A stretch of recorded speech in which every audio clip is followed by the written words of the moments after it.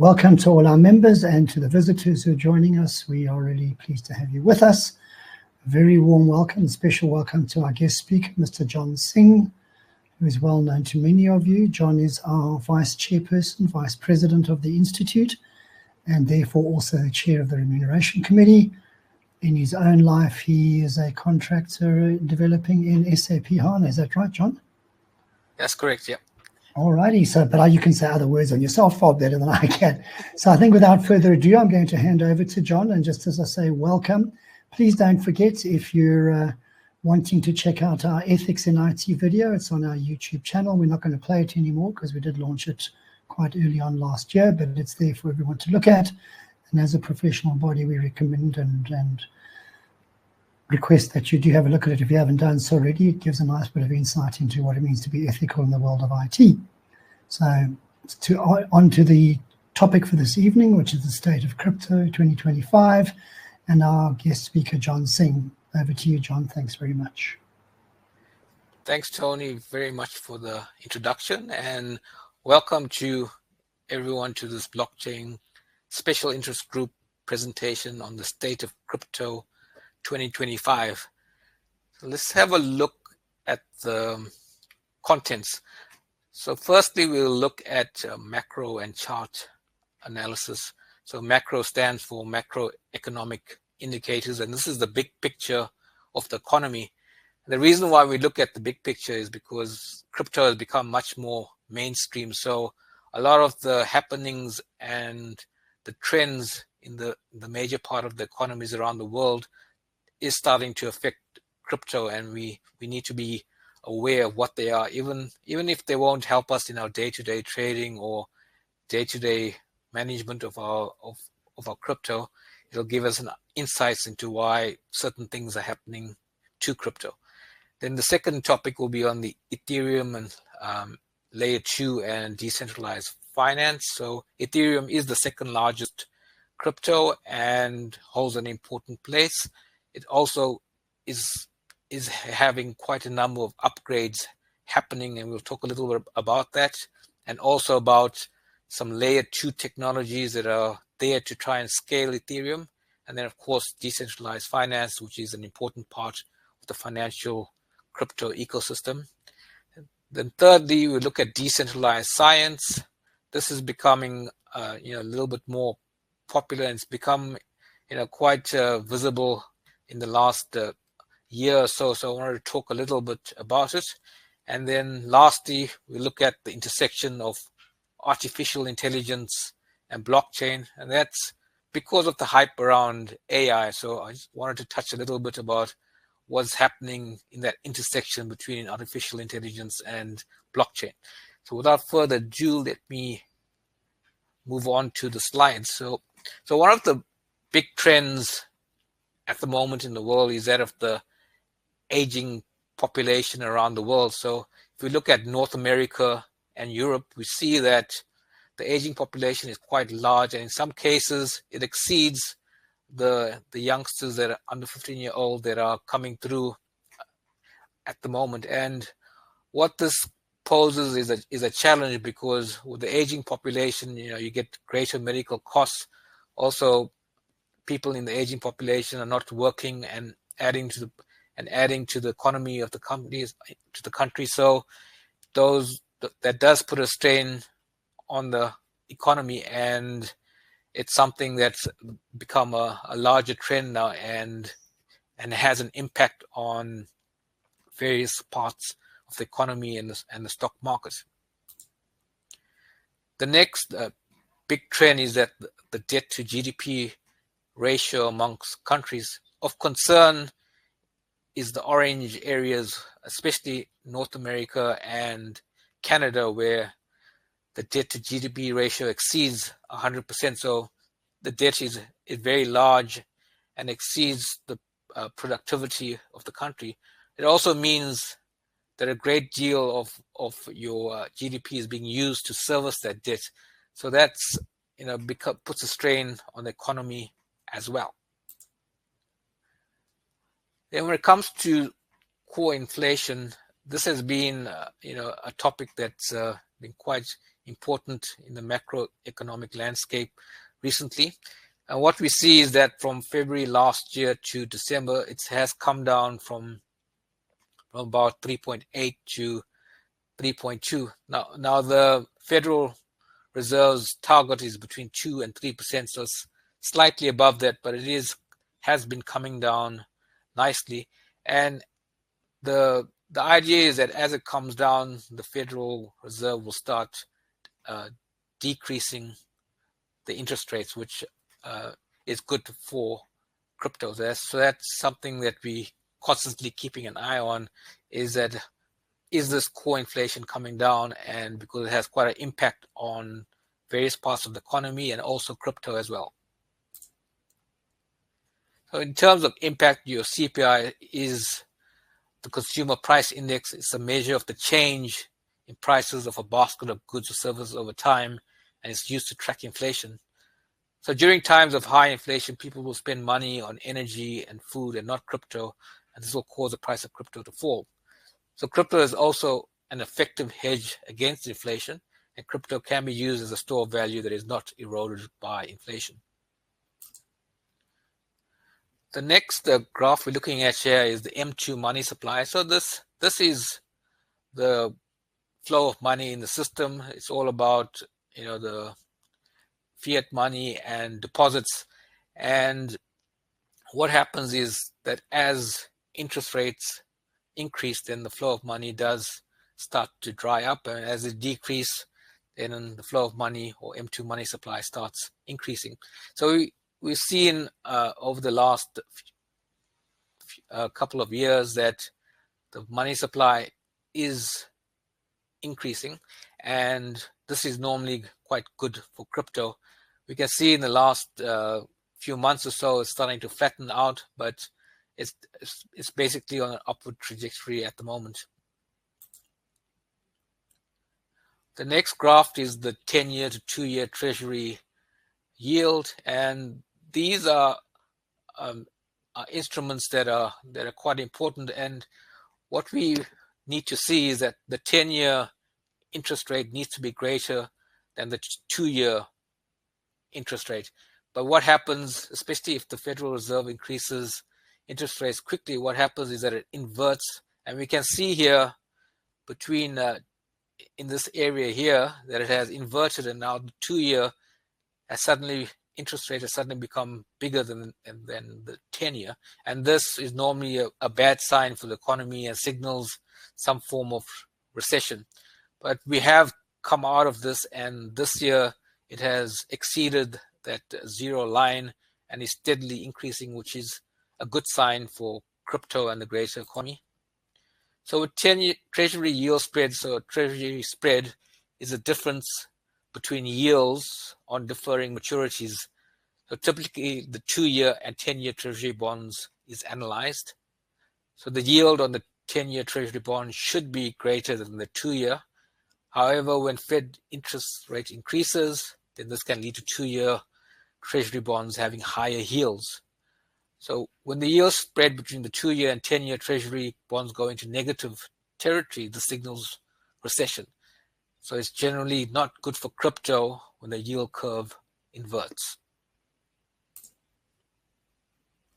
The next chart is the Purchasing Managers Index. So this is all about manufacturing and services.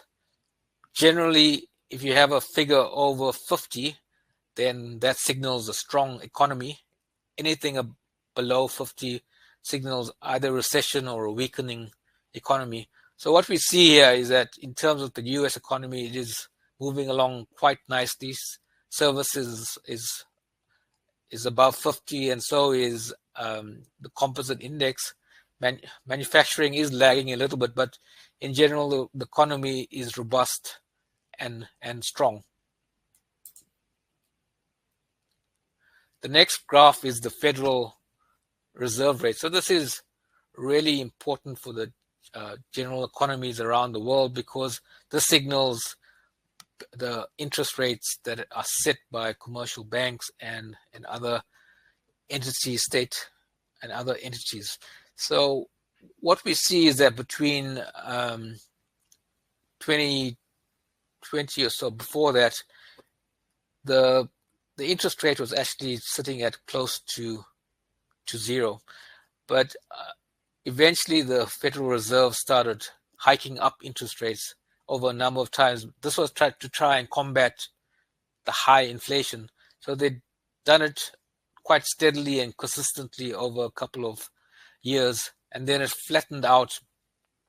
And now, as of September last year, was the first interest rate cut of 50 basis points, and there were a couple more after that. Now in 2025, most market participants and analysts predict maybe 1 or 2 interest rate cuts, because the Federal Reserve is trying to contain inflation, and they got to look at a lot of different aspects of the economy. And the American economy is booming, employment rate is down, and they have to make sure that inflation doesn't start to rear its head again. So we have to cautiously watch to see what the Federal Reserve is going to do and how many interest rate cuts will be coming in the forthcoming year. So in terms of impact, it's when the rates increase, obviously there's lesser income for people. They don't typically spend it on high risk things like crypto. So bonds, money market accounts have high interest rates, so it makes it more attractive for people to put their funds in there rather than because it's kind of risk-free. And liquidity of money basically decreases, and there's less flow of money into crypto. So it's very important that for crypto that there are interest rate cuts, because it actually helps crypto. The next chart is that of the dollar index, and dollar is extremely important in the world economy. And it's because a great number of trades around the world happen in dollars. The other important thing is that many countries around the world have their reserve currency in dollars, and they pay their debts mostly in dollar-denominated currencies. So it does have an impact, and when it's strong, and you can see from September last year to now, it's been steadily increasing. It has dipped a little bit, but it's been very strong, and that's it does cause issues for other countries, especially for debt repayment and for just general usage of the dollar for their various transactions. Also for crypto is impacted by the dollar, because if money starts flowing into the dollar, it was strong, then lesser money goes into crypto. The other major impact on crypto is the exchange traded funds.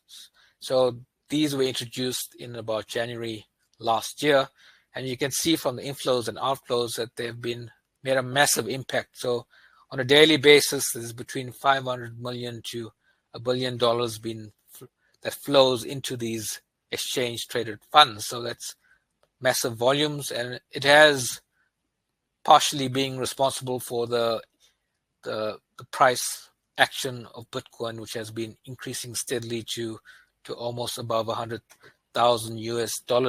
You can see there's also outflows as well in the red, but they're significantly less and not as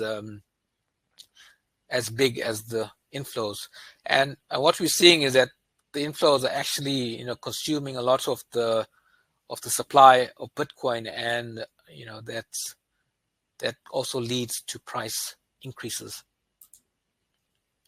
So in terms of the ETF, so they was allowed from about January last year, and they're quite good for the market because it allows high net worth individuals to invest in crypto without having to deal with some of the details around storing crypto, like having wallets, storing your seeds, and keeping your keys safe. So the ETFs themselves are removing several times the quantity of Bitcoin being generated by miners. So this makes the demand greater than the supply, which pushes up the price of Bitcoin. Now, not to forget the President Trump impact. So he was inaugurated in January this year, and he's actually quite crypto positive. So he wants to make the US the global leader in crypto, and he's outlined a few plans. The one is to have a clear national framework on crypto so that all states follow the same kind of basic framework. And then also tax incentives for miners and for blockchain-based companies. Then also review the security exchange and CFTC structures to make them more streamlined and increase the decrease the approval time for crypto ETFs and those kind of ETFs. And then also public-private partnerships where public and private can coordinate and do research and development together.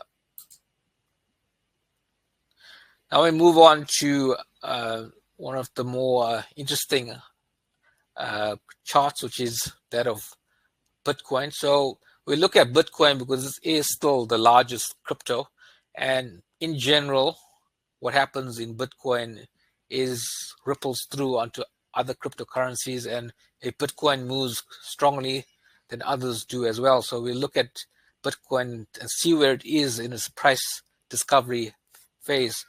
So this chart here is from an analyst called Rect Capital. So he's quite popular on YouTube, but he does very detailed analysis of Bitcoin charts, and especially he does analysis of what happened in the past to see if the same will repeat in the future.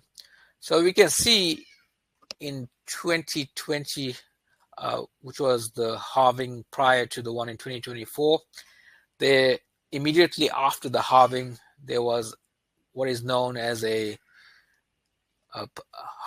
accumulation zone, right? So in orange, so the price of Bitcoin basically went sideways, and immediately after that accumulation zone, it went into the parabolic upside, which is marked by the green boxes.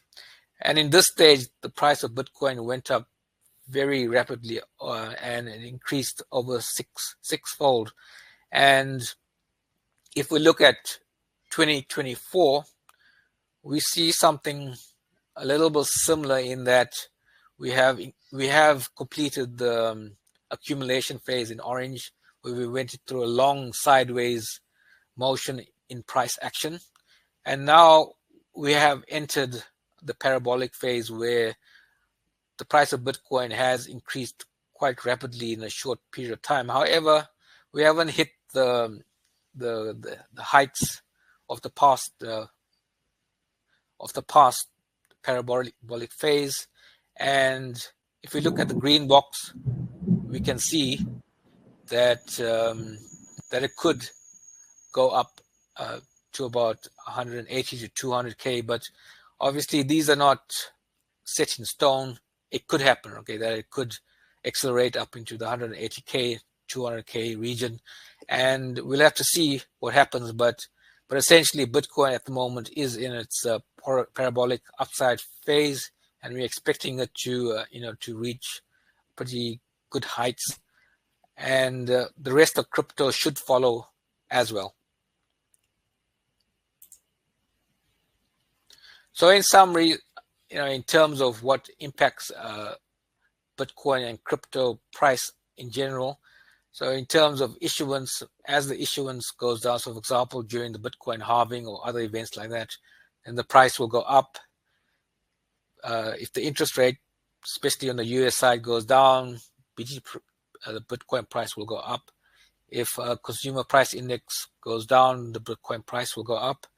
If the dollar index, so the strength of the dollar goes down, that impacts Bitcoin to the upside.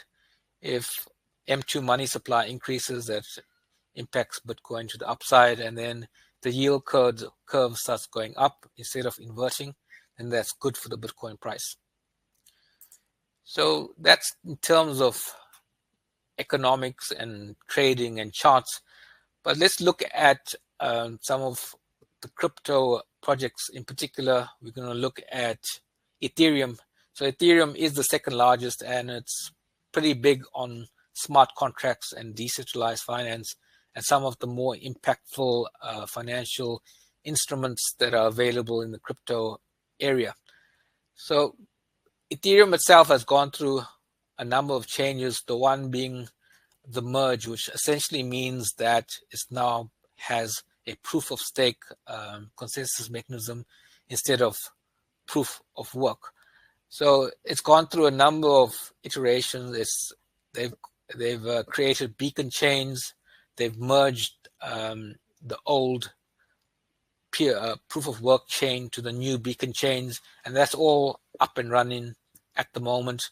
And what happens is that you do have validators or people that stake Ethereum into these validator nodes, and there have now been changes that now allow people to withdraw those staked amounts. It wasn't allowed initially during the time when it was first implemented.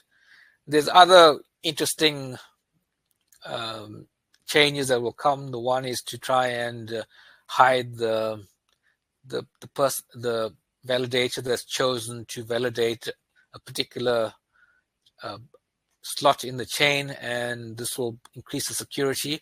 And quite a number of other changes. Interesting one is to try and introduce quantum secure signatures. So a lot of changes and upgrades still forthcoming in the merge. Also in Ethereum, they also have this project called the Surge.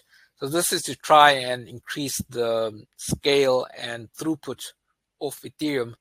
So they're trying to do this by using rollups and other kind of technologies that don't try to process on-chain, but rather send a batch of transactions through. So they've already sent out a couple of Ethereum improvement proposals, one to introduce blobs, the others to introduce some basic rollups. And this will continue into the future, trying to make it easier for layer 2 technologies to interact with Ethereum and to increase the throughput and scalability. In terms of decentralized finance, the ecosystem is pretty stabilized.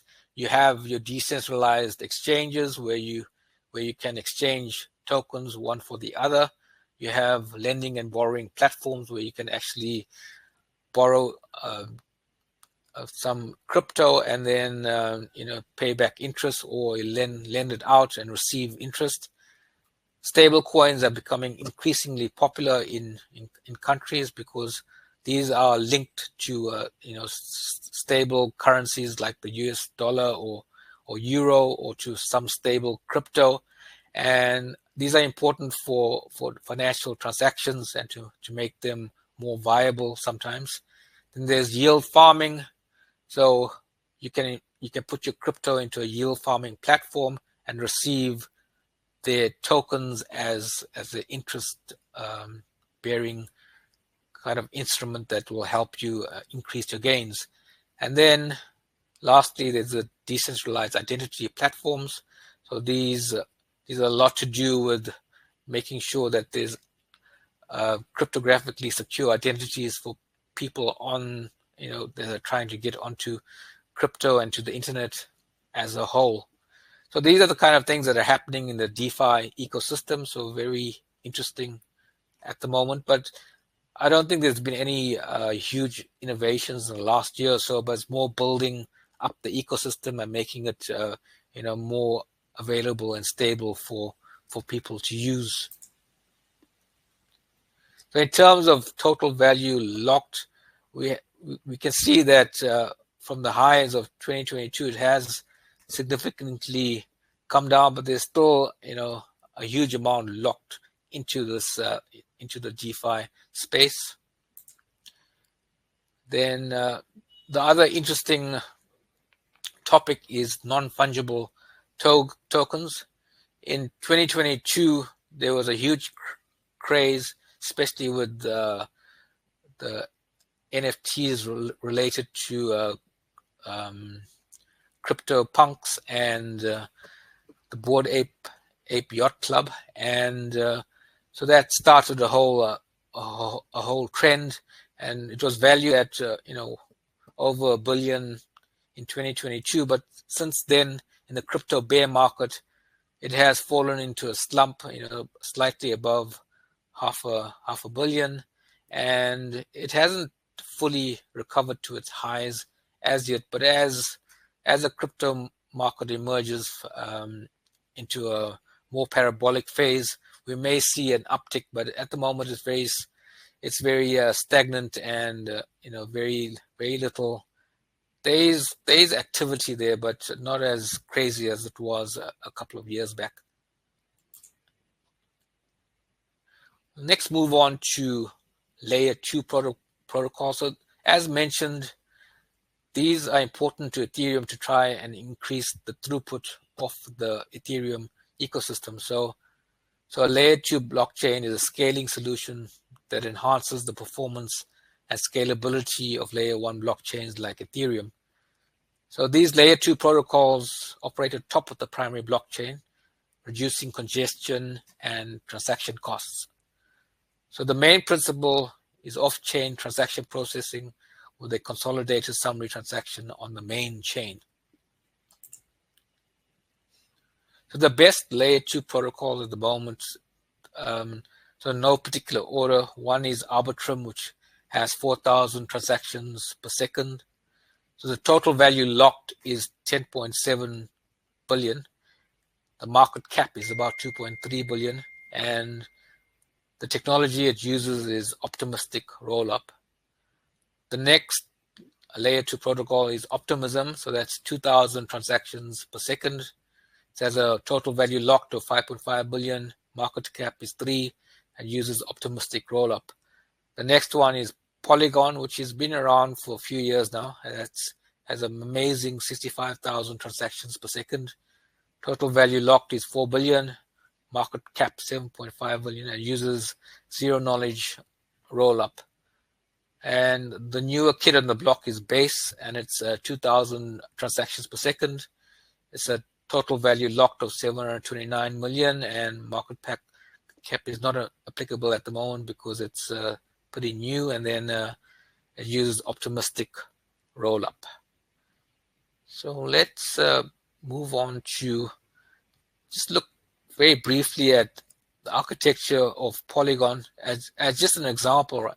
So Polygon itself has smart contracts on the Ethereum network, so it actually operates using smart contracts, and it has a proof of stake layer, and then it has its own side chain with the EVM. So these work together to try and send batches of transactions to the Ethereum network, and reduces congestion because the bulk of the processing happens on the side chain. So most of these layer 2 work in a similar fashion, having a separate chain that handles some of the throughput, and then having validators in the proof of stake layer, and then also smart contracts on the Ethereum network itself, which handles a lot of the logic and processing. So altogether, these do help with the throughput and scalability of Ethereum.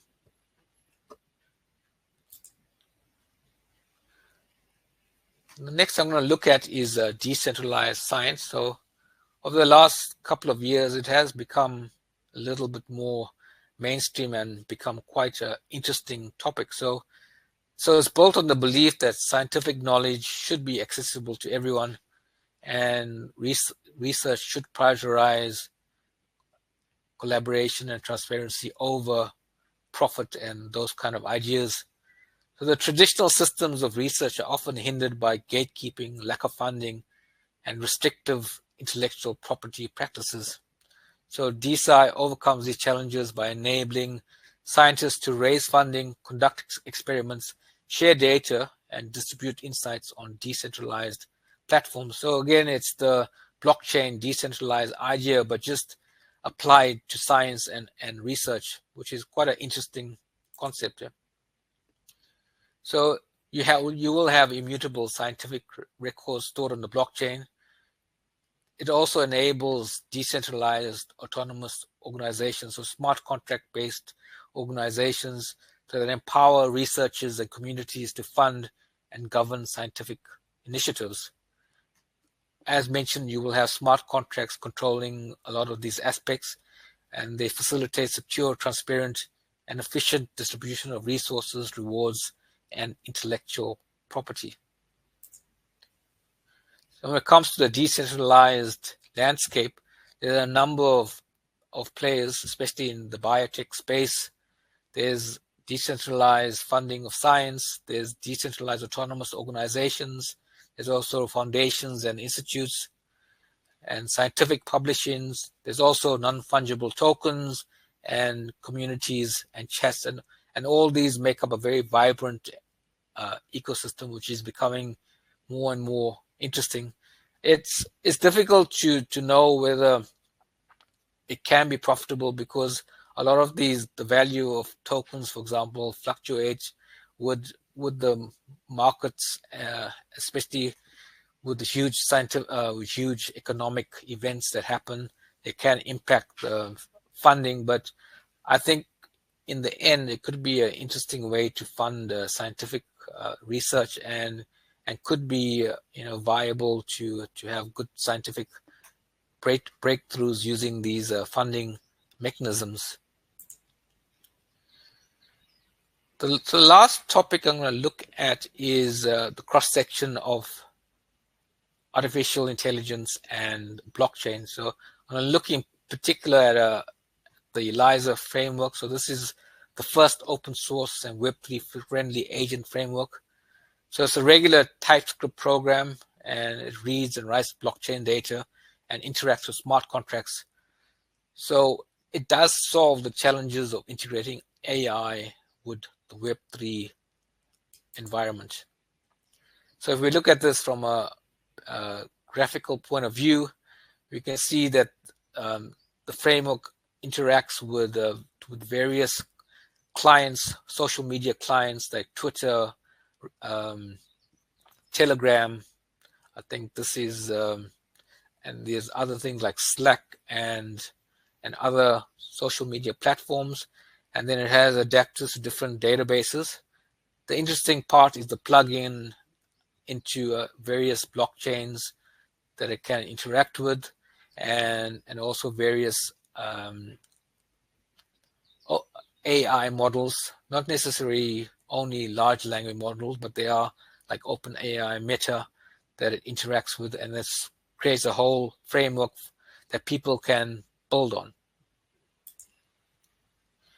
So in terms of a AI agent, it has to do various things, and it can be split up into basic, intermediate, and advanced. So on a basic level, it needs to be able to create crypto wallets, do social media messages like Twitter, carry out text-to-image translations or image-to-text, that kind of thing, and then token transfers, basic web searches, and then be able to interact with centralized and decentralized trading APIs so that it can place trades, multi-round dialogues with the users, and it has to be pluggable and scalable.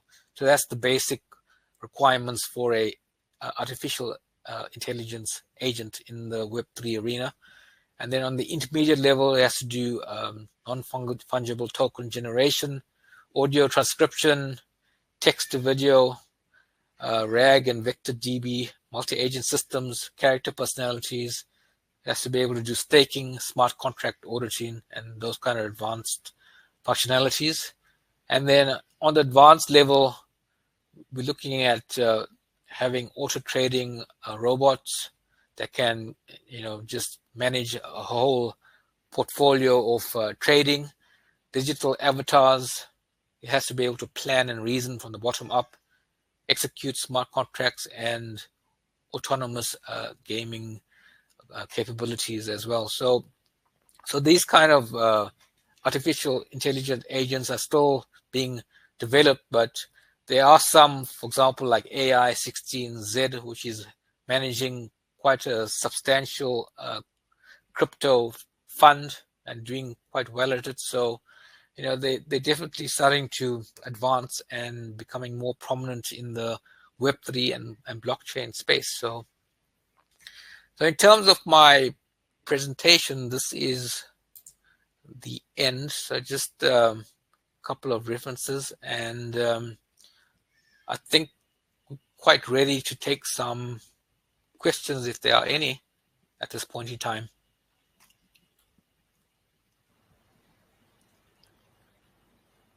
Thank you, John. I don't see any questions as yet. I have asked on the group again, so we'll give people a moment or two to think. I'm afraid this is out of my area, John, so I'm not going to try and prop it up with asking inane questions which aren't really very meaningful. I'm just trying to see, we've got a lot of appreciated and things on it. Come on, guys and girls, no questions for John? Engage in some conversation here. So, John, maybe just in terms of the impact of the macroeconomy that you gave us at the beginning, do you, I mean, you spoke about the Donald Trump factor. What is, I mean, it's probably, I know you don't have a crystal ball, but what would you say your outlook for the year is? Is it bullish, bearish? I mean, do you see up, down, or the mix?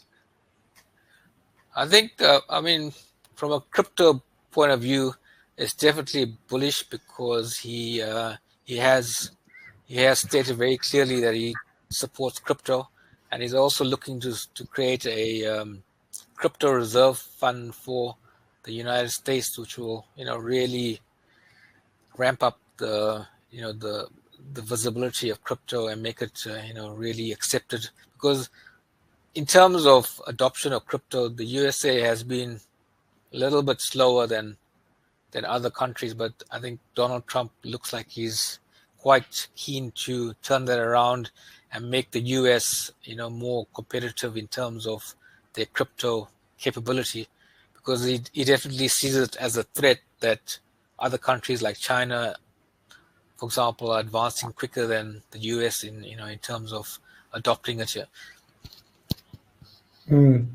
Thanks, John. There are questions appearing now thick and fast, so you're going to work, brother. So the first question that I'm starting on the Q&A tab, folk. I will move to the chat as well, so we have got time in hand. So the first question is from Yolanda Isaacs. I hope I pronounced it correctly. Yolanda. She asks, when is the next halving date? Do you know? Yolanda, that is a brilliant question, and I don't have the exact answer because it's going to be sometime in 2028, but because of it depends on the number of blocks that have been completed at that time. So I don't know the exact date at the moment, but it's block dependent, and speed of processing power and that kind of thing will have an impact on it. Yeah? But it should be around 2028 sometime. Yeah? Thanks, John. And then from Dennis Swanepoel, he says, do these celebrity coin scams have a significant impact on the crypto confidence, if any? I think it does, because obviously people get disappointed in crypto, and they see because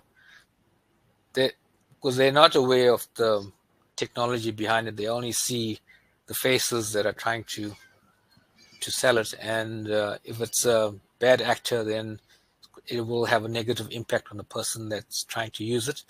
However, there is a very strong and knowledgeable crypto community that that has shown great loyalty and consistency towards crypto. So those will always remain. But I think possibly the newcomers coming into the space are vulnerable to scammers and people with greater knowledge. So they will have bad experiences, which will probably stop them from entering the crypto space. So it'll balance out the loyal following. And so I think in the end, if we do want to get involved in crypto, we have to do a little bit of research and find out for ourselves, other than just believing everything we hear from just anyone. So it's very important here. Okay. I'm going to switch to the chat for a minute. I will come back to the question and answer. I see Rian and Mateus have asked questions, but a couple of others before. Peter Aspinall, hey Peter, how you doing? Asks, is it too late now to invest in Bitcoin? That's a great question. So in terms of where it is in a cycle, so I think the best time was kind of the beginning of last year, because it was sitting on a very low base. It had just been in a bear market, and sitting the lowest point it had reached was about just under 20,000. So that was probably really the prime time to buy. At this point in time, it's pretty high in its cycle. I wouldn't recommend anyone to massively invest right now, because there's a lot of uncertainty at this point in time. However, there is still some upside. There is a very good chance it's going to reach 180,000 to 200K. So, but again, you have to accept that there is greater risks at this point in time, because it has significantly climbed from a bear market and sitting at and it is above its previous high. So it's always a dangerous time in the cycle, but it does have upside. So if you're willing to take the risk, then I think it could be profitable. Yeah. Cool, thanks, John. So I say they're coming in thick and fast. Colin Pillay asks, can you possibly talk around XRP possibly unseating Swift? Okay, thanks for the question. I haven't studied XRP that much, so I don't have a good opinion on it. However, I do know that Swift is very well established, and the banks don't change very often. So I think XRP does have some good ideas on cross-border payments and that kind of thing. But the banks and the network is just not ready. You've got to have the right onboarding rails and to be, allow them the time to get used to these new technologies. But it's not going to happen very soon. I don't believe it will, but hopefully in the future they will start considering it. Yeah, they probably more will go with central bank digital currency kind of solutions or stable coins, but I'm not. I wouldn't see them jumping at XRP in the near future. Thanks. And then Vic Ransani asks or comments. I'm not sure if it was mentioned. Sorry, I'll start that again. I'm not sure if it was mentioned, but what platforms can one use to loan out crypto for profit? Okay. So in the decentralized finance space, you do have a number of platforms. So things like AAVE, I think it's pronounced Aave or Av. There's Llama platform. So these are basic lending platforms. There's also yield farming platforms that allow you to earn crypto. You do have to realize that if you're in a bear market, the value of your tokens will go down in the bear market. So you have to be very, very careful when you lending out and making sure that you're not on the wrong side of the cycle. Yeah. So, but there are stable and good DeFi platforms out there. Cool. And then from Rian Mastenbrook, he says, hi, John, how soon do you think banks will start implementing crypto and more specific XRP into the ecosystems? Probably still a bit similar to the one was asked just now. Not quite. Yeah, I think it is a very, both these questions are very relevant. And it goes back to that challenge of how slowly governments and banks change their systems and their way of thinking. So for me, this is not an idea they're going to readily adopt. but we can see that there is an admission that crypto does have an impact. Stable coins have an impact, and they have to start understanding it and learning how to use it. But in terms of actually implementing it, if we look at our Reserve Bank, for example, they have done a number of pilots on crypto, but especially interbank payments and also doing debenture payments. But it's all pilot phase, so they're very cautious as to how and when, and they want to reduce the risk as much as possible. So I think the risks will make it that they don't adopt very quickly, and if they do, they will do it on their own terms with something like a central bank digital currency along those lines, and not really like a public crypto. That's my opinion on it. Thanks. Interesting, John. And that takes us nicely into the next question from Matthijs Marais, who says, do you think there might be stricter regulations in SA regarding the handling of crypto holdings? I think the Reserve Bank has taken a cautious approach. So their approach is they're not against crypto, but they want to understand it. So they have done a lot of work in creating a position paper that that clearly sets out how they see crypto and what regulations they want to implement. So they have implemented some in terms of exchanges where they try to regulate it and trying to make sure that there's always know your customer documentation, and also putting in some of the exchange rules for other currencies and making exchanges accountable to those rules as well. But when it comes to things like taxing your crypto or kind of blacklisting certain people and that kind of thing, those are more advanced topics, and those will be dealt with, but they don't seem to be in a hurry. But at the same time, they're not negative against crypto. They definitely understand that it's here, people are using it, and it's not going to go away. So they want to find a way to implement regulations that are fair and equitable to everyone. So I don't think they're going to be highly negative, but there will be more regulations coming in here. Thank you. And then Leroy Dickens says, you mentioned something about the ELISA framework. Does it have existing model that one just integrates into their app? Yeah, so the framework itself it's designed to plug into large language models like OpenAI, Meta, or any.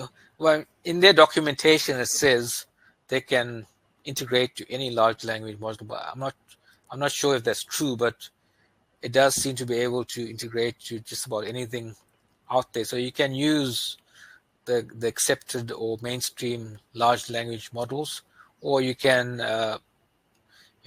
do a model of your own if you wanted to. But there's definitely options in that space. Yeah, so I think it's flexible enough to be able to handle it. Yeah.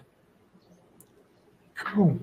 Last question I can see at the moment comes from Colin Pillay, who says SARS, the South African Revenue Services, did put out a notification.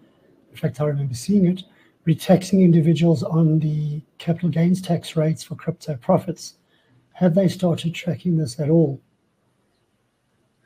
Okay. So in terms of SARS tracking, I'm not 100% on that, but it'll definitely be interesting to see how they track it. But it does come down to the relationship between SARS and your exchanges, your crypto exchanges, because they'll have to do greater monitoring and reporting from that. So, but again, it's not an easy thing to do, but they'll have to track in conjunction with the exchanges, because the vast majority of fiat crypto does happen on exchanges.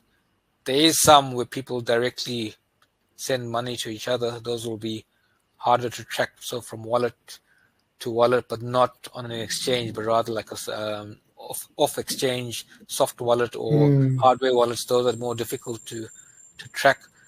But yeah, SARS will definitely have to put in measures that help them do that. Yeah. I can see we're getting to the end of the tax here because all the questions are coming now related to tax.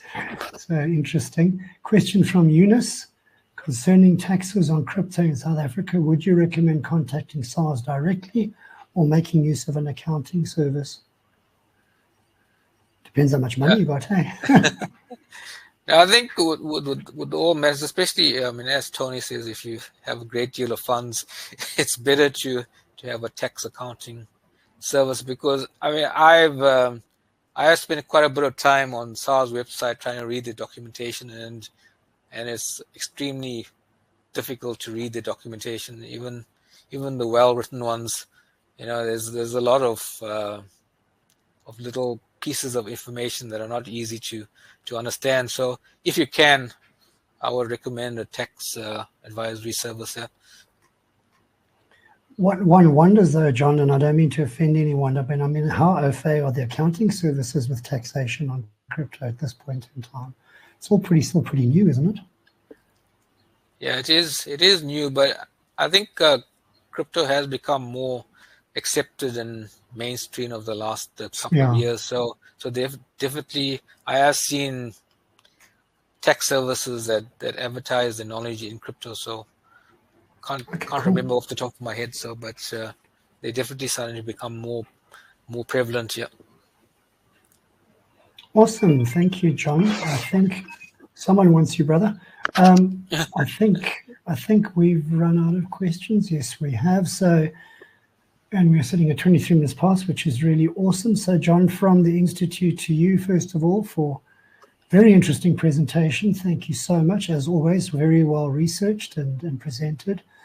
To our attendees, particularly those who've engaged in question asking, thank you for your thoughtful questions. Thank you for joining us. We are really kicking off into the year now with our activities, so you'll see more and more event flyers and things coming at you, but we do thank you for joining us this afternoon / evening. And is there anything you'd like to say to close on last of all, John, before I just like to thank everyone for their support, and I think please watch out for more webinars from the Blockchain SIG. Your attendance is always greatly appreciated. Thank you, everyone.